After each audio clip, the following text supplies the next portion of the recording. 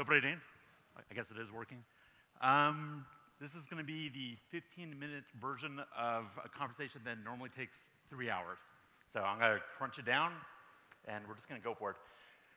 The topic being discussed is how you can issue your ICO tokens into the American market, i.e. into the American investor market, without running afoul of the United States securities laws. So I'm going to do a quick poll. Who's completed an ICO anywhere at all? Raise your arm. Congratulations. Who's thinking about doing an ICO? Who really wants some ICO money? I know you do. And who is nervous about the legal system in the United States? You should be raising your arm. Okay. So I'm going to show you how to maneuver through the situation. And again, this is the 15-minute version of, okay, here's a disclaimer. I'm a lawyer. I'm not your lawyer. That's that? Okay. Let me kind of set this up a little bit. So imagine you have a cutting-edge Ukrainian startup called Gambit. And in English, Gambit means a bold move at the initiation of something. And they're doing something related to crypto and blockchain. Not really sure, but there's going to be a white paper coming out soon. You can all read it. And in order to accomplish their goals, they need to raise at least $20 million. It's not just to come out with their product, but it's to be the first mover in their market before a competitor comes out with a similar product. Now, who here thinks you have an idea that no one else in the world has thought of yet? Exactly. You? All right, I want to talk to you after. And of course, they're going to do this via an ICO. Now, kind of the headline is that international companies or startups engaging in token sales in connection with an ICO have been avoiding the United States because they're scared of the law there. I would argue with the ICO market becoming more competitive and with China banning ICOs, it's time to take a fresh look, especially if the return is significant. If you get an extra $20 million, or an extra $10 million, by dealing with the complexity of the US market, it can be worth it. Okay, and let's go to the next one here. And just kind of nail this down a little bit. US still, for now, at least has the world's biggest economy. It has the deepest capital markets. It has investors who want to invest in ICOs. And obviously, startups want to access this capital. The detail of why their startups are nervous about it is that the securities laws are perceived as complex and burdensome, and also the main agency in the United States that's responsible for enforcing those laws, which is the US Securities and Exchange Commission, or the SEC. It's not SEC, by the way. Everyone says SEC. The SEC is perceived as being very tough and very ICO unfriendly. I have to say that's actually not true. So there's 4 routes that startups seem to be going when they contemplate accessing US capital with an ICO. The one I see quite often, I guess, is option number 1, which is, and by the way, I'll send everyone this PowerPoint slide. Just email me, and I'm happy to do it. There's 4 ways you can go with this. The first route is, we're in Ukraine, we're in Israel, we're in Nigeria, we don't care. We're going to sell our tokens everywhere, collect the money, become very wealthy, move to Ibiza, and then the SEC can talk to our lawyers. That is an option. I wouldn't recommend it. What can happen if you go that route is, yes, you can be successful, but the SEC can tag you as what's called a bad actor and then prevent you in the future from accessing US capital. Option number 2, and I'm seeing this a lot, is that startups that are doing ICOs just don't sell into the United States. You come to their website with a US IP, they say, sorry, not for you. You VPN it into Germany and then try again, and you can buy their tokens. So yes, that is a route many companies are going. Again, with China offline and more companies doing ICOs and the market becoming more competitive, I think avoiding US investment can be a mistake, especially if you're leaving money on the table that your competitor can come and grab it, coming in after you. So I'm not saying go to the US market, but I'm saying it's worth consideration.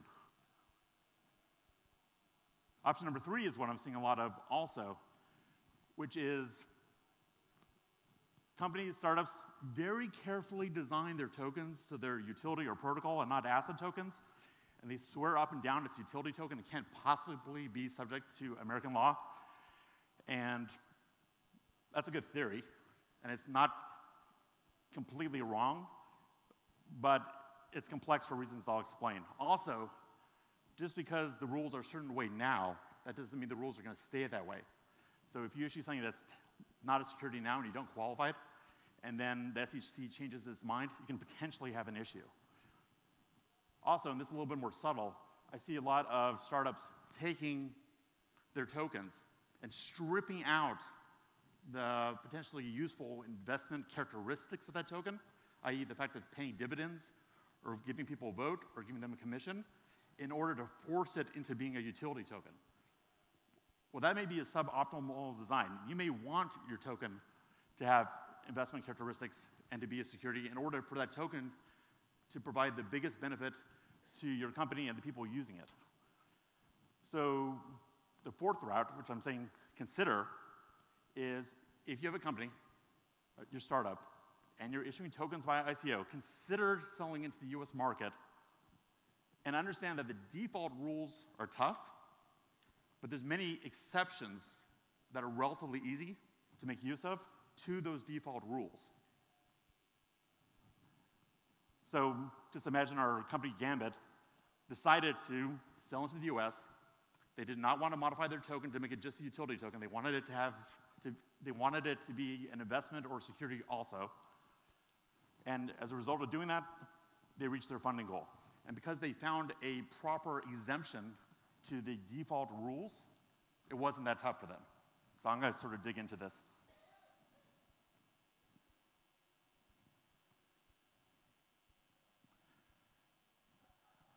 If there's one thing I want you to take away from today, it's that the foundation of all securities law in the United States, the floor that you can put every other concept on top of, is the Securities Act of 1933. Okay, this is the basis for the whole structure in the United States. Every other law came after this and is based on it. This law was enacted by the US, obviously in 33. This was following the stock market crash of 29, which was caused by rampant speculation in stocks and bonds. People were selling stock, not providing any information about it. People were buying that stock in droves, just hoping that they could sell it later to someone else. Sound familiar? What the 33 Act did is they said anytime you're selling a security, a stock, a bond, or anything like a stock or bond in the United States, the default rule is that you need to register, and that's a term that's used often, you need to register that security with the Securities and Exchange Commission. That's the default rule. Okay? And that default rule is tough. It's tough for a couple reasons. It's because the act of registering your security, number one, means that you have to create a document called a prospectus. Prospectus is a complex legal document that describes your company, describes the security you're going to sell, and describes the manner in which you're going to sell it. And when you file this prospectus with SEC, they can give you comments, you have to revise it, and finally, after several iterations, after several tries, you can get it right. And also, you have to complete and file various forms with SEC, and those can be complex and expensive. And then if you actually register your stock and you go public, that's what it's called, you have ongoing reporting and compliance requirements. No one at this conference, believe me, wants to do a full registration with the SEC. And this is what people are kind of nervous about. Right? It's only really appropriate for a company going public, like Apple or Google or something like that. Okay, but let's note a couple things. Yes, you don't want to do a full registration. The first thing to note is that under the 33 Act, it's only the sale of securities to the public that need to be registered with the SEC. If something's not a security, then you don't need to register it. If Starbucks is selling you a double latte they don't need to file a form with the SEC, because a latte is not a security. If you're selling land, or a pencil, or currency, it's not a security. So if it's not a security, you don't need to worry about registration. If it is, you do. That's number one. Note number two is that keep in mind that the role of the SEC is not to make sure an investment is good, or smart, or wise.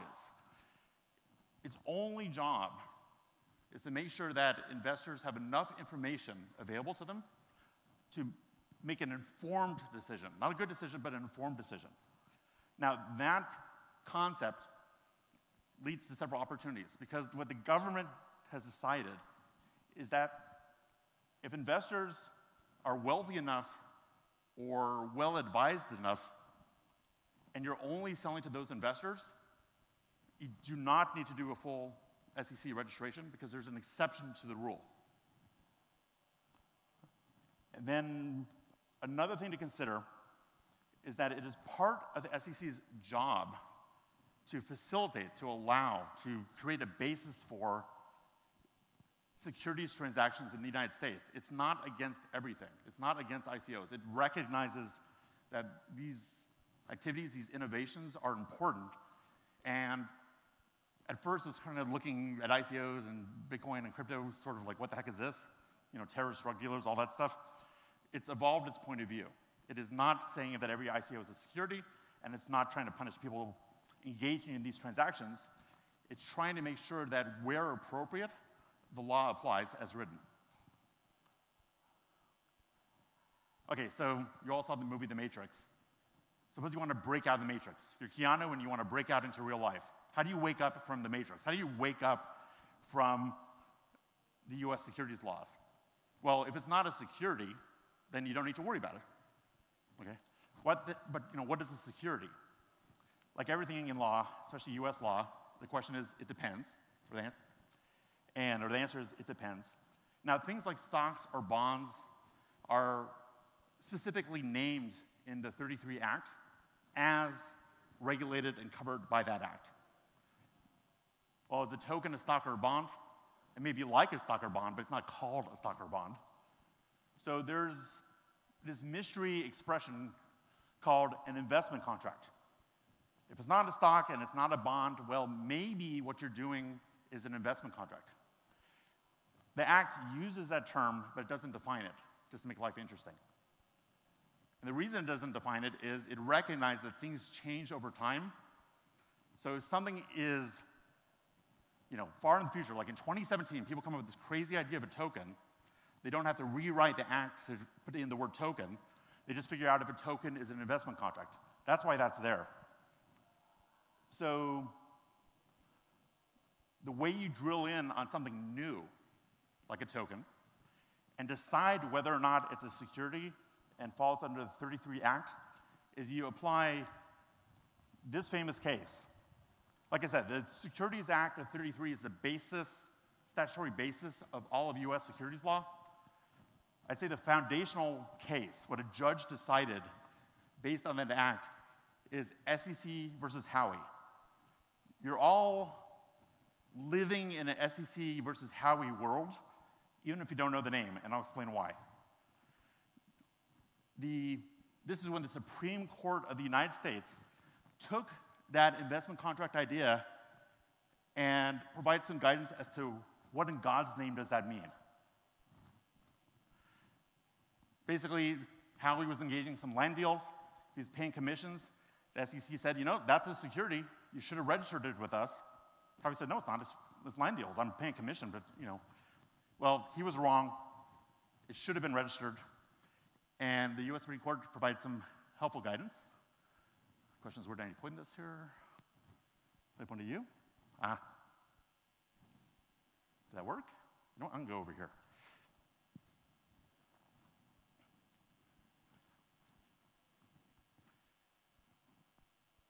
And I know I'm moving fast, but I want to give you guys the headlines here.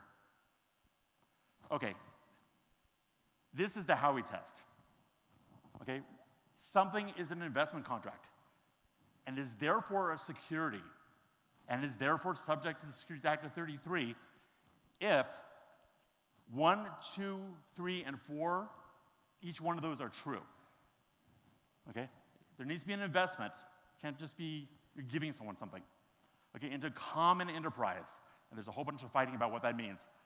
Where you're trying to get a profit, not just because you're a nice person, where other people are generating the results. So if you start up your own law firm and you're making money off of it, it's not a security because you're the one doing the work. Now, like everything else in law, this has all kinds of shades of meaning to it. When people design a utility token, when people say it's not a security, what they're really trying to say is, we think we know what this test means. We've applied this to our token design or our white paper, and it's our point of view that the token we're issuing is not a security. Everyone's applying Howey, even if they don't know it. That's what they're doing. When these fancy token design consultants talk about this, they're trying to apply this. Here's what I would say, and I'm being a little bit sarcastic with this. When people do utility tokens, what they're really saying is, I don't live in the US, I'm trying to figure out what Howey means, I'm trying to apply it to my token, and I'm praying that I'm right. Okay? That's kind of where they're going with it. There's also a question of how much utility is enough. If something's a little bit like an investment, like 1%, but not 51%, is it a security under Howey? This is the framework, though. And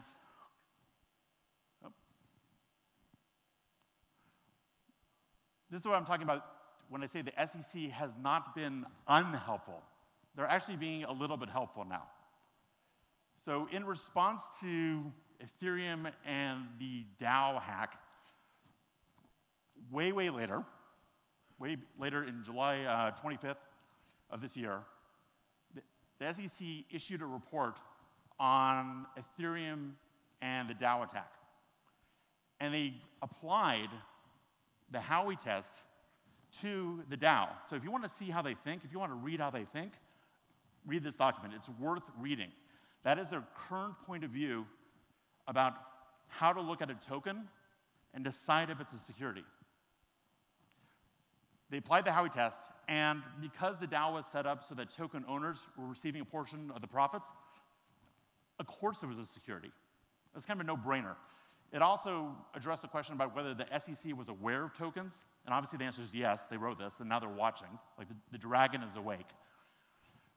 And they looked at the way the Dow set itself up, said these tokens are investment contracts, therefore they're securities, therefore they should have been registered with the SEC. What they also found is that Ethereum is not a security. It's a currency.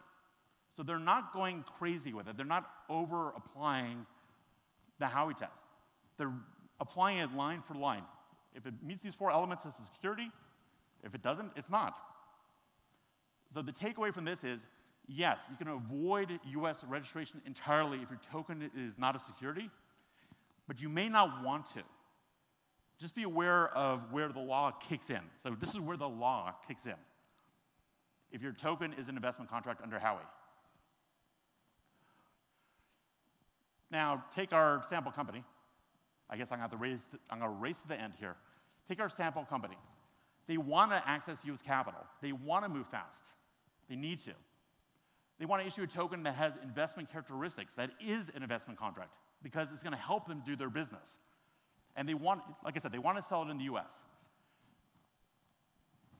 I suggested this is something worth considering if the payoff is large enough. Because they're smart, they realize that the default rule about having to register their security and do all that craziness doesn't apply to them because there's an exemption. And that exemption is based on the fact that they have investors either have enough resources or enough good advice that they don't need to be protected. And again, I'm going to race it to the end. There's 2 broad names of exemptions that you should stick into your minds. There's a Regulation D exemptions, and there's a Regulation A exemptions. What you're going to hear again and again in these conversations is Regulation D. There's 3 exemptions under Regulation D, and they're in different rules. I'm really going to fast forward here. Really going to have to cut that off. So over time quite a bit. I'm going to take 10 seconds. Regulation D 3 rules. The last exception is Rule 506. You can raise unlimited amounts in the US without registering your security. That's the punchline. Wonderful. Thank you very much. Thank you.